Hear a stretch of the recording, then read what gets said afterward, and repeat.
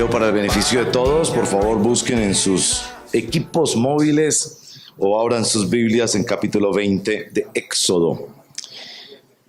Dice así la palabra del Señor. Dios habló y dio a conocer estos mandamientos.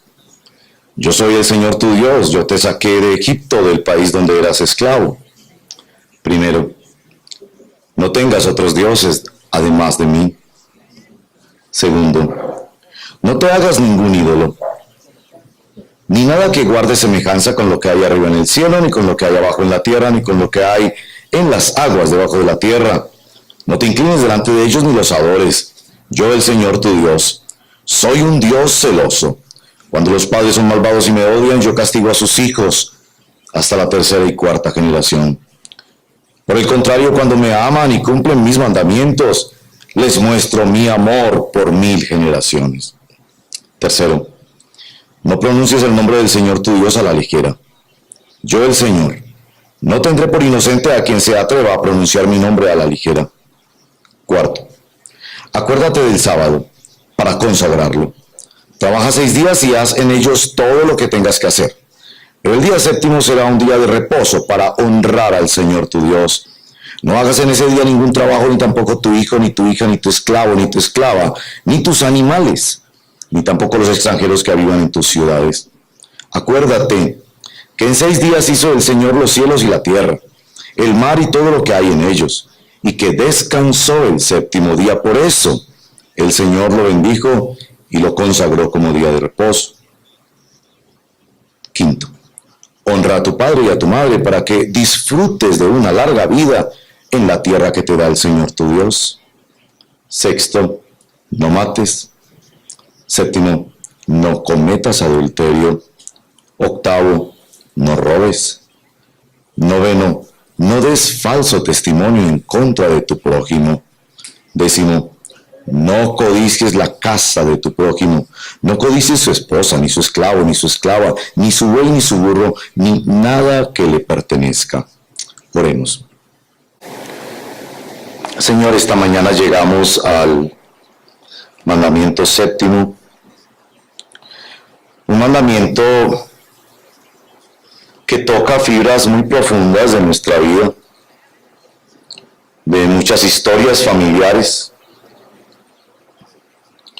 donde la vergüenza, el dolor, la dureza de corazón, la desilusión, el vacío, la ira, toman una presencia especial, porque este asunto de la sexualidad es una cosa tan profunda, tan primaria en nuestro ser. Por eso, Señor, pedimos la presencia especial del Espíritu Santo, nuestro Maestro, que nos guía a la verdad que está en nuestro Señor Jesucristo, a la verdad decretada por Dios para toda la historia. Señor, por favor, cuídanos mientras hablamos de estas cosas. Cuídanos especialmente de nosotros mismos, de la dureza de nuestro corazón, que siempre se justifica, que siempre es esquivo a la revelación de tu palabra. Cuídanos, Señor, de refugiarnos en nuestras obras, en nuestras promesas, en nuestros logros.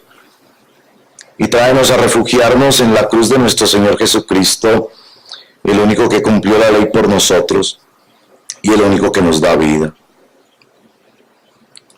Ayúdanos, Señor, en este día a tocar un mandamiento tan sensible para todos nosotros. Te lo pedimos, nuestro Dios, en el nombre de Jesús. Amén. Thomas Watson, un famoso puritano, llamó al séptimo mandamiento el pecado reinante. Con esa frase quiero introducir. Es el pecado reinante.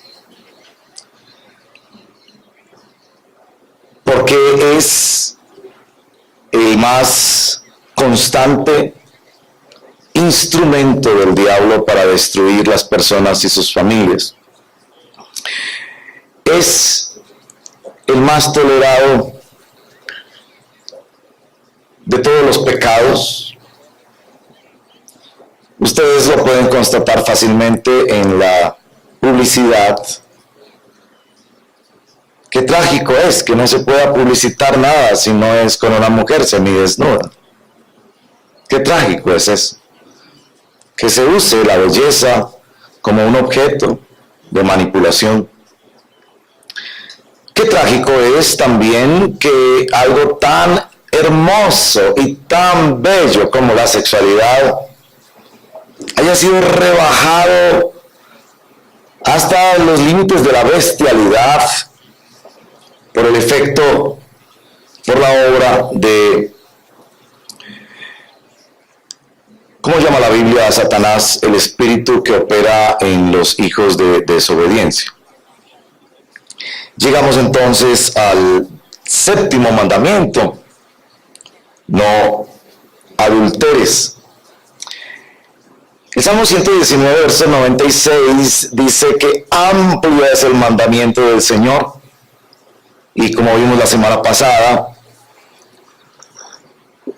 solo 2 palabras de nuestro Dios contienen un universo de órdenes para la creación, un universo de posibilidades para la vida.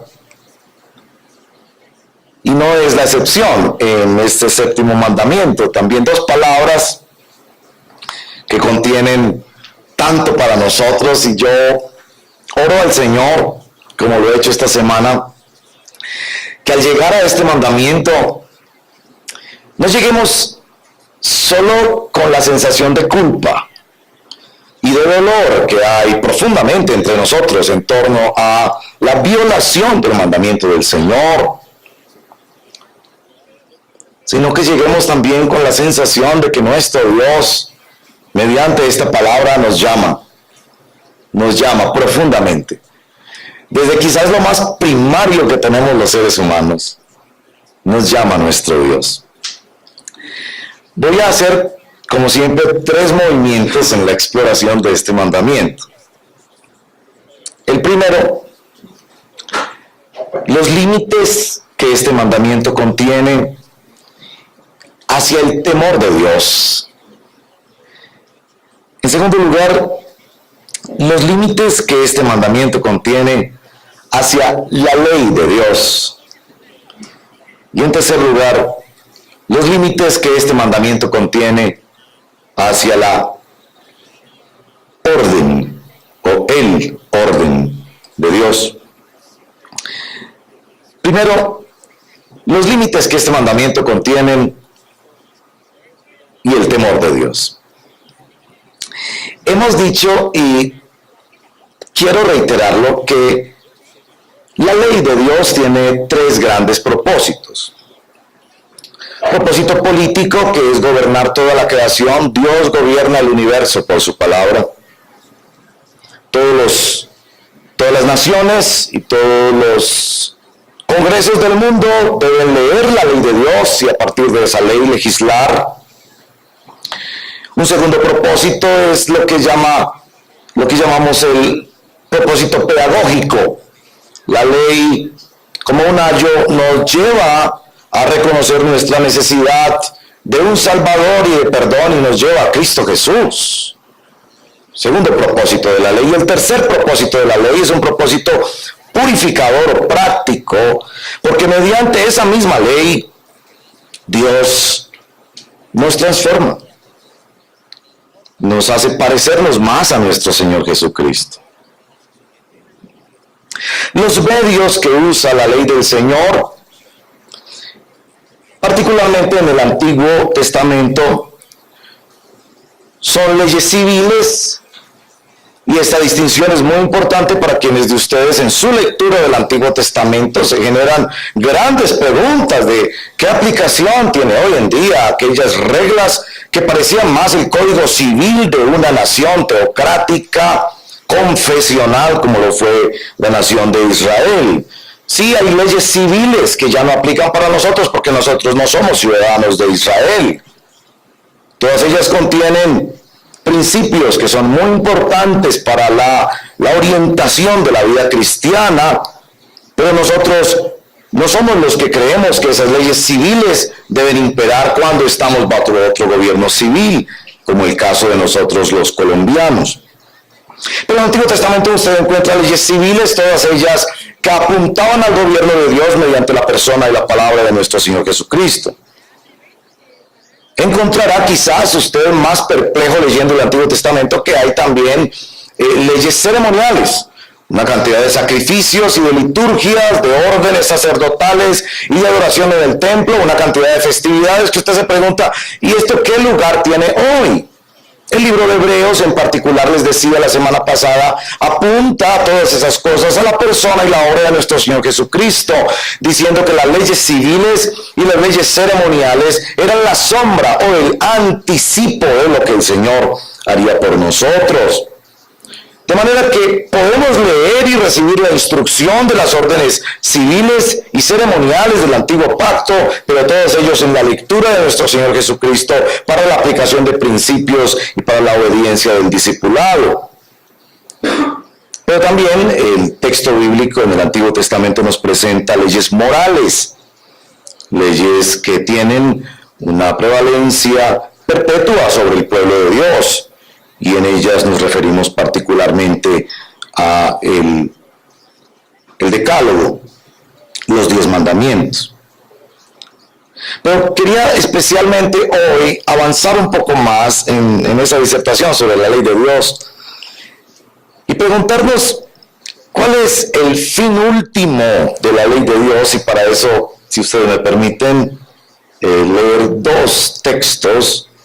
El primero allí mismo en Éxodo capítulo 20. Miren en Éxodo capítulo 20, verso 20. 20. Ahí donde leímos. No tengan miedo, les respondió Moisés. Dios ha venido a ponerlos a prueba. ¿Para qué? Para que sientan temor de Él y no pequen. Para que sientan temor de Él y no pequen. Vamos a Deuteronomio capítulo 4. El verso 10. Deuteronomio capítulo 4, el verso 10. Más adelante, el libro de Deuteronomio. El día que ustedes estuvieron ante el Señor su Dios en Horeb, Él me dijo, convoca al pueblo para que se presente ante mí y oiga mis palabras, para que aprenda a temerme todo el tiempo que vive en la tierra y para que enseñe esto mismo a sus hijos. Este es el punto que quiero recalcar. Los límites que impone el mandamiento de no adulterar, como todos los demás mandamientos, tiene como fin último que usted y yo temamos al Señor. Temer al Señor es un gran tema bíblico, enorme. Generalmente a los que hemos sido criados en la palabra del Señor, se nos viene a la mente el texto de Proverbios, el principio de la sabiduría es el temor del Señor, y eso está bien. Cuando nos referimos al temor del Señor, nos referimos a que el objetivo de la ley es generar en nosotros un profundo respeto por Dios. Pero no es miedo, es temor a Dios. ¿Cuál es la diferencia entre el miedo y el temor? El temor a Dios. El temor que nos enseñan las Sagradas Escrituras no nos aleja de Dios, sino que nos acerca a Él. Como si viéramos algo tan extraordinario y maravilloso que nos sintiéramos atraídos, pero como cantábamos esta mañana, atraídos por el asombro y la grandeza de Dios, el temor de Dios. No es el temor que nos pone a huir de Dios, sino que ante el respeto de esa cosa tan extraordinaria que es la revelación de Dios mismo en la persona de Jesús de Nazaret, nos atrae a Él. Ese es el fin último de la ley. El fin último de la ley no es hacer un trueque con Dios. Si tú cumples, entonces yo te bendigo. Cuidado con eso. Cuidado con eso. El objetivo de la ley no es hacer un trueque con Dios. Te manejas bien y entonces Dios te bendice. Ese no es el objetivo de la ley. El objetivo de la ley es gobernar la creación, llevarnos a Cristo, purificarnos en Cristo, pero el fin último de la ley es que nosotros en nuestro corazón tengamos temor del Señor. No puedo hablar más en cuanto al temor. El tiempo no me lo permite hoy, pero es un gran tema bíblico y precioso tema bíblico, porque no es nada que ver con algo que nos haga huir de Dios, sino algo que nos hace acercar a Dios. Pero también dicho eso, debemos decir que entonces nuestra fe es una fe que contiene el no. Nuestra fe es una fe que contiene el no. Hoy en día se habla mucho de la fe. Esa persona es de fe, es muy importante la fe, hay que creer, pero en un sentido positivista, en un sentido de que hay esperanza en el futuro. Muchas personas quieren creer en Dios, pero que Dios no les diga no. Para muchas personas creer en Dios es acercarse al sí. Tus sueños son posibles, tus necesidades pueden ser satisfechas, Dios te va a decir que sí. Y yo no niego eso, por favor, yo no niego eso. Hay un sí enorme de Dios en la persona de nuestro Señor Jesucristo, pero te acercas a Dios y Dios también te dice que no. Los límites que tiene el mandamiento séptimo suponen que debemos respetar a nuestro buen Dios, que en su sabiduría tiene la palabra no. Por eso, en segundo lugar, quiero hablarles de los límites de este mandamiento y la ley de Dios. La ley de Dios pone límites necesarios para la existencia humana. Creo que todos estaríamos de acuerdo en que la relación matrimonial debe tener un límite. No esté en un matrimonio donde la otra persona diga, no, es que yo amo la libertad, yo amo expresar mis sentimientos, de manera que nuestra relación no va a tener límites. Pues por favor, es que el matrimonio es en sí mismo un límite, ¿no? Yo voy a hacer para ti, tú vas a hacer para mí. No, es límites. Es una ley de Dios que dice no. ¿Y cuánto necesitamos aprender a poner límites en nuestra vida?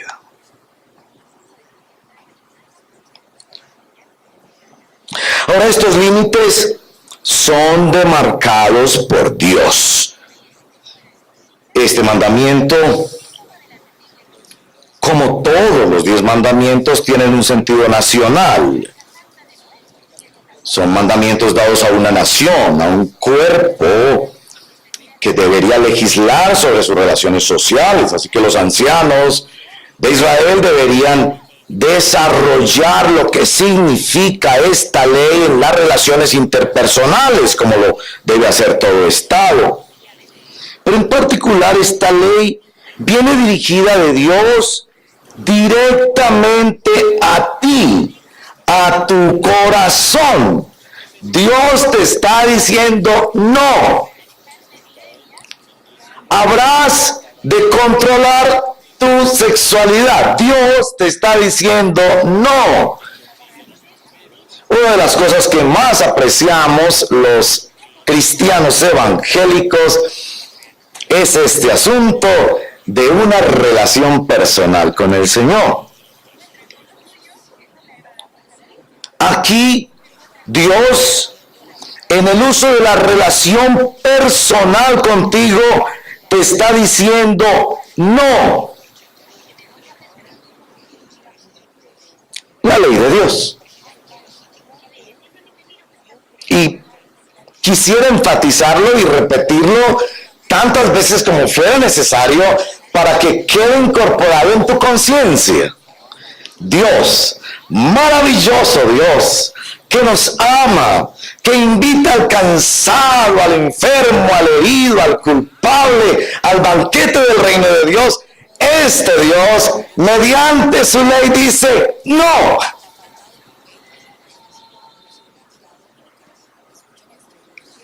Y son límites demarcados desde afuera. De tal manera que si mis compañeros de trabajo, de oficina, mis familiares o vecinos dicen, oye, ¿y por qué no sales con esa muchacha que te está mirando? Ella te lleva muchas ganas, ¿por qué no estás con ella? Esta persona no necesita buscar argumentos. No necesita buscar justificaciones. Solo le basta con decir, yo tengo un jefe de mi vida que está fuera de mí, y él dijo que no. Porque es que en los últimos siglos, con el auge de los derechos humanos, parece que el hombre es la medida de las cosas. Entonces, solo el ser humano puede ponerse límites a sí mismo. La ley de Dios está diciendo que es Dios, alguien afuera de ti, que te pone límites a ti. Eso es muy importante en la fe cristiana. Alguien que no soy yo me puso límites a mí. No es que yo racionalicé y analicé ventajas y desventajas y tomé la decisión más sabia. No, hermanos y hermanas, hay muchas veces en nuestra fe cristiana que no entendemos la ley de Dios. Pero Dios te dice, no. Porque es alguien afuera de ti, tu creador, tu redentor, el dueño de tu vida, que dice, no. Por eso, en tercer lugar, quiero hablar de los límites que trae este mandamiento y el orden que Dios quiere establecer con él, y ahí ya llegamos un poco más a lo que esto contiene. ¿Qué es lo que se limita en este mandamiento? Bueno, debo decir que en primer lugar se limita la sexualidad. Los jóvenes entienden este mandamiento muchas veces en una manera bastante artificiosa. He visto jóvenes que dicen, ese mandamiento a mí no me aplica porque yo no soy casado. Lindo, ¿no? Este mandamiento es solo para los casados. No, yo no estoy casado. Ya. Y muchos inclusive salen con la perogrullada de que entonces yo no me caso, y entonces si yo no me caso, entonces nunca voy a cumplir en este mandamiento. Este mandamiento le pone límites a la sexualidad humana y dice que la sexualidad humana debe vivirse exclusiva y excluyentemente en el matrimonio. Es tan profundo, es tan delicado, es tan hermosa la sexualidad que Dios ha dicho, vívelo dentro de estos límites y nada más. Para los jóvenes que nos escuchan y piensan que sencillamente la Biblia es aguafiestas, nosotros queríamos solo divertirnos. Y ahí está la Biblia, que es aguafiestas. A Dios no le gusta que nosotros nos divertamos y exploremos nuestra sexualidad. Basta con que ustedes conversen, jóvenes, con los que somos mayores y les contemos de la multitud de pecados y de errores que hemos cometido. Y si hay algo que si hubiera un trapito para borrar nuestra historia, quisiéramos borrar, es eso. Muchas veces somos los que hemos cometido muchos errores en esta área, quienes quisiéramos rogarle a los muchachos, no juegue con eso, déjelo solo para el matrimonio y ya, no juegue con eso. Eso es muy profundo, eso perfora el alma, muchas veces de manera que no se puede resolver. Esas memorias y esas heridas Dios las perdona, Dios las ayuda, pero muchas veces se vive con grandes cargas sobre ese asunto. Entonces este mandamiento está limitando la sexualidad. ¿Con qué propósito? Con el propósito de una palabra preciosa en las relaciones humanas, que es la palabra fidelidad. Y entonces ahí va para los muchachos, para los novios, que hoy en día viven algo más parecido a matrinoviazgo queda noviazgo. Ahí va. Si no ha sido fiel en guardarse en el noviazgo, hay serias dudas de que se va a guardar en el matrimonio. Porque yo lo digo con la franqueza que me caracteriza. Yo me casé pensando, tontamente, que cuando yo ya tuviera mi esposita y ya disfrutáramos de la sexualidad en los márgenes y los límites de Dios, la tentación desaparecería de mi vida. Y hermanos y hermanas, no es así. Aumenta. Después fui avanzando por la vida con la tonta idea de que cuando yo llegara a los 40, a los 45, a los 50, ya no pensaría nada de eso, ninguna muchacha por ahí mal vestida, ni ningún cuerpo me atraería, sino solo el de mi esposa que tanto amo. ¿Sí no es? Esto es un asunto tan primario que si no le obedecemos a los límites que Dios le pone, nos emproblemamos la vida. Nos emproblemamos la vida. Así que hace bien nuestro Dios, hace bien para nosotros cuando le pone límites a la sexualidad, para la fidelidad conyugal, diciéndole a todos, solteros y casados, que el matrimonio es exclusivo para la relación matrimonial. En segundo lugar, ¿qué otra cosa limita? Yo creo que limita la definición de matrimonio. No es gaymonio, es matrimonio. Es un hombre y una mujer. Miren que las estadísticas dicen, 85% de la población no está de acuerdo con el discurso homosexual que está controlando las políticas de Estado y de familia hoy en día en esta ciudad. 85% de la población decimos no. Eso es raro. Eso es antinatural. La vuelta no es por ahí. Por eso los movimientos homosexuales le tienen pánico al referendo. Les hablaré más del referendo. No del referendo por la paz, sino del referendo para el cual recogimos firmas y ya fue avalado el viernes de la semana pasada por la Registraduría Civil. Ya empezó el proceso en que ciudadanos colombianos vamos a pedir que eso sea puesto en referendo y que el pueblo se pueda expresar sí o no. Los niños huérfanos pueden ser dados a parejas del mismo sexo, sí o no. Queda y permanece lo que dice la Constitución, que una familia de matrimonio es conformado por un hombre y una mujer. Hablaremos más de eso.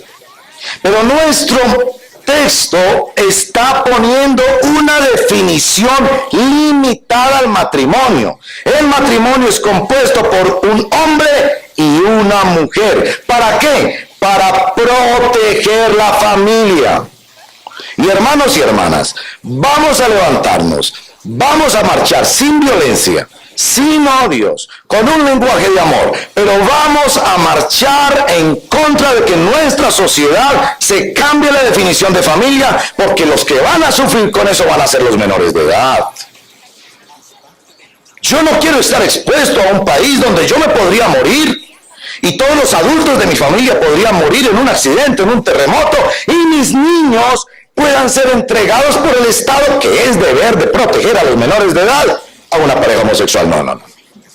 Porque la palabra de mi Dios dice que un niño para su crecimiento saludable requiere a aquellos mismos que lo concibieron. Un papá y una mamá. Como verán, me vuelvo como medio político ya en ese discurso. Entonces, siguiente punto. Dios limita la sexualidad. Dios limita la definición de matrimonio. Me gusta más esta parte. Dios limita el afecto y lo limita con un sentido profundamente positivo. Después podrán chequear esta referencia bíblica porque es maravillosa. Deuteronomio 24:5. En Deuteronomio 24:5 había la siguiente orden. Una persona recién casada, se le da la instrucción al hombre, pero obviamente por asociaciones para la mujer también, en Israel no se le daba ningún otro trabajo y no salía a la guerra, sino que por un año duraba la luna de miel. En Israel, la luna de miel duraba un año, imagínense eso. Hombre, no ser israelitas en este momento sería un año. Se debería ocupar, y el texto, ustedes lo mirarán, Deuteronomio 24:5, se debería ocupar en dos cosas. Uno, ocuparse de su casa. Muchas veces el hombre tenía que proveer para la casa, organizar la casa, que todo quedara bien organizado para este hogar que se estaba formando. Pero la segunda cosa le va a encantar a las mujeres. El texto literalmente dice, un año para hacer feliz a su esposa. Y entonces la señora va a llegar ahora al mediodía y le dice al marido, oíste, ni 5 minutos para lavar los platos, pues. Un año para hacer feliz a su esposa. Es decir, este mandamiento que tiene un no, una limitación, es un mandamiento de un enorme sí de Dios. Ocúpese completamente en satisfacer su esposa. Proverbios capítulo 5. Toma del agua de su fuente, alégrate con la mujer de tu mujer, entre otras cosas. En hebreo, la expresión no es hacer el amor. En hebreo la expresión es hacer el gozo. Diferentes idiomas, ¿no? Hacer el gozo. Así que cuando Dios pone esos límites es porque Él está convencido que una persona puede vivir, disfrutar, gozar sanamente, sin problemas de conciencia y de vergüenza, la sexualidad dentro del matrimonio. Eso es maravilloso.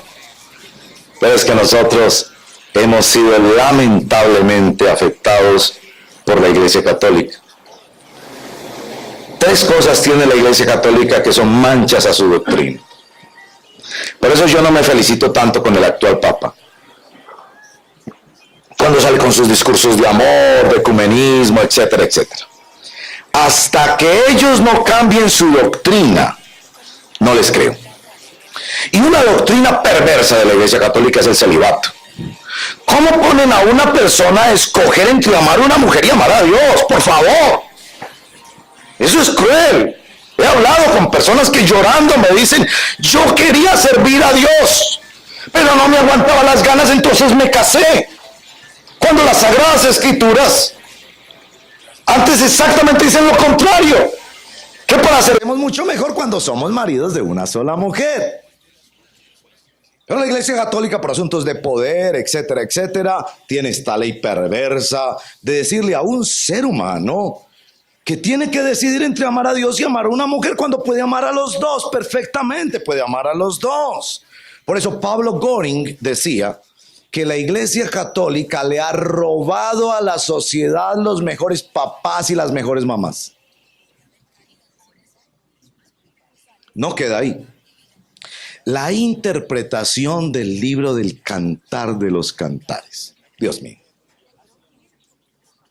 Hay un libro en la Biblia que habla todito de sexo. Todito. Yo sé que ahí sí los muchachos van a empezar a leer la Biblia.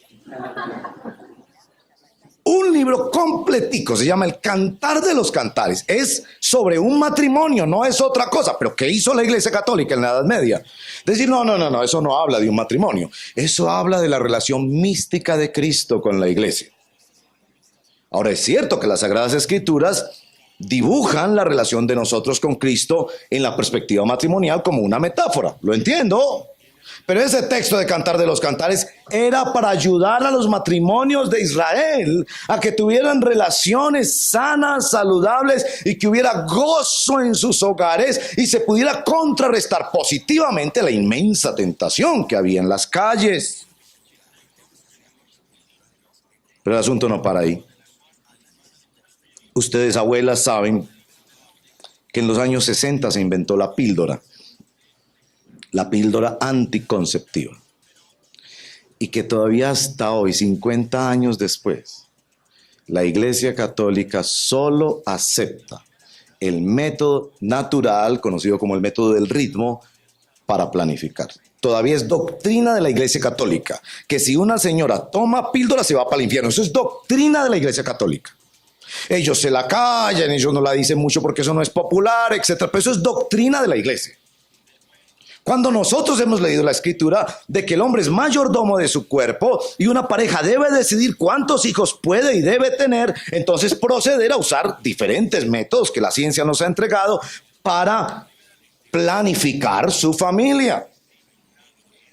Muchas de nuestras abuelas y quienes tienen más de 60 años sabrán que estoy diciendo lo cierto. En los años 60, con profundos problemas de culpa, tomaban la pastilla a escondida de sus propios maridos. Porque ya llenas de muchachitos y en medio de la pobreza decían, yo no puedo llenarme de más muchachitos. Y le negaban al sacerdote en la confesión eso porque sabía que las excomulgaría porque estaban usando la píldora anticonceptiva.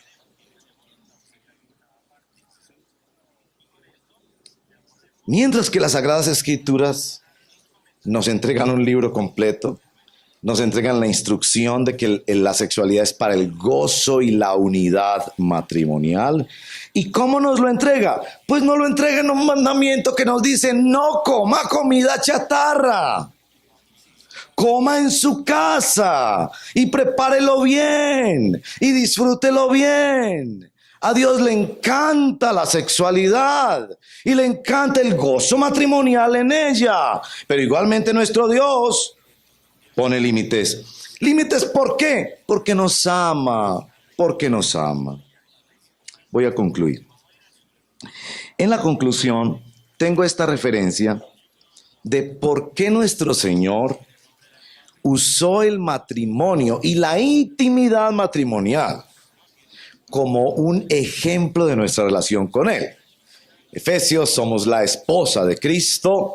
Apocalipsis, la novia de Cristo, y se presenta la comunión con el Señor como el banquete de bodas que esperamos cuando el reino de Dios se manifieste en su plenitud. Por otro lado, las Sagradas Escrituras insisten en llamarnos adúlteros cuando desobedecemos al Señor. Es decir, usa la metáfora del matrimonio y del adulterio para decir que Dios anhela que seamos fieles a Él y a su pacto. ¿Por qué usa esta metáfora del matrimonio? Había podido usar otra, pero es la más fuerte de todas las metáforas cuando se quiere hablar de la unión profunda entre Cristo y la iglesia. Hermanos y hermanas, yo creo que eso se refiere al anhelo profundo que tenemos los seres humanos de entregarnos a otro, de unirnos con otro, de tener intimidad con otro. Por eso el diablo trata de usurpar ese lugar que debe ocupar solo Dios y poner allí la palabra sexo. Eso nos debe llevar a decir que el matrimonio precisa de la presencia del Señor Jesucristo para la verdadera intimidad. De lo contrario, convertimos a la sexualidad en una idolatría que no hace sino abrir más el hueco de nuestra insatisfacción. Aplicación. En el Sermón de la Montaña, el Señor también interpretó este mandamiento.